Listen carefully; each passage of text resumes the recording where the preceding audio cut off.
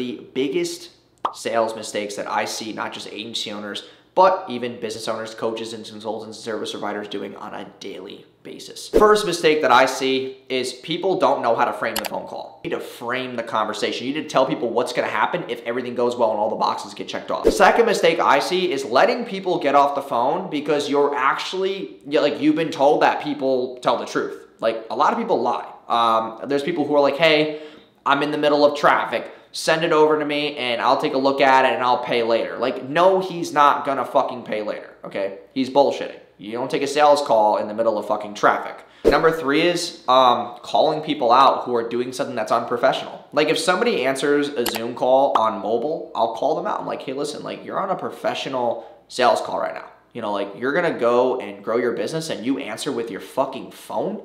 Like, you're trying to make 10K a month, 20K a month, 30K a month, and you're gonna answer the Zoom with your phone?